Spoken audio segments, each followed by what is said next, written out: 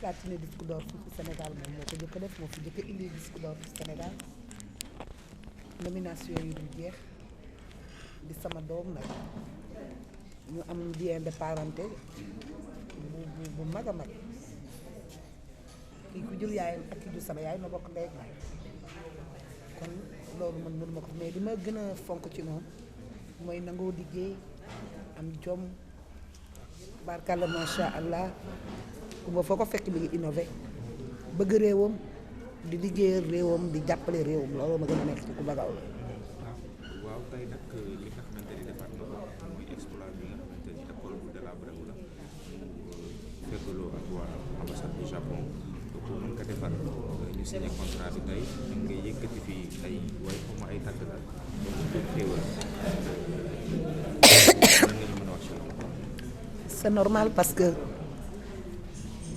maa gën a kontaan ci léegi signature bi mu def léegi nga xam ni école 17 ci Pikine mu fekk ko mu délabré wu nga xam na ni njàng xale muy mujj réew mu jóg ni dama koy tabax 12 classes defe naa loolu mbégte rek paaseetu ko bi ma woyee léegi ñëpp sentir na ni ñun suñu askan ñun ay géwël lañu ak gawlo moom mu judd ci askanu gawlo ak askanu ngéwël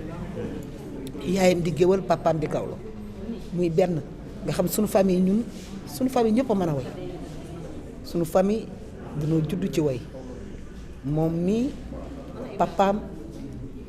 ku nekk xam na lan la doon woy ci kër Alaaji Malick ay bàyyam yëpp yonent bi sallallahu taala alayhi wa sallam rek la ñuy woy ñun tam suñu famille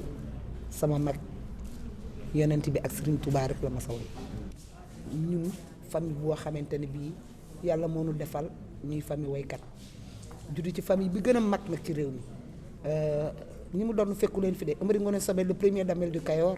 Mori boog maamam ci Danki rëy leen lu fi fàkk ca tool ba ca Danki en 1549 kon ñun lii ñuy def nii dañ koo doon mais nag dañoo dem jàngi ko rek dañu jàng woy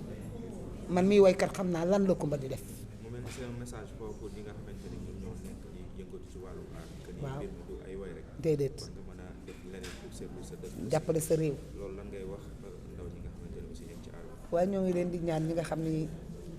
xam ni ñoo nekk ci aar bi nekk ay xale tubaarkalla macha allah au suivant rek la ñuy wax wante nañu góorgóorlu jàppale suñu réew parce que amuñu lu Sénégal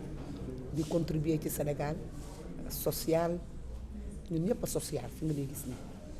tubaarkalla macha allah man bu koor jotee damay dem Touba def social ci sama doole dama man mais moom li muy def ci Sénégal umpalewul kenn ku mën a contribuer ci réewam la kon nag na xale yëpp topp ci ginnaawam def li mu def moom de vraiment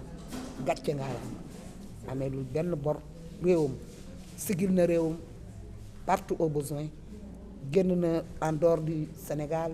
sigil réewam comme ni ñu ko defee ñun ñi nga xam ne ay yaayam lañu def nañ le monde entier représenté Sénégal bi nga xam ne foofu nañ dëkk kon moom gàcce ngaa la ma daal gàcce ngaa la ma sama sang bi. Merci beaucoup.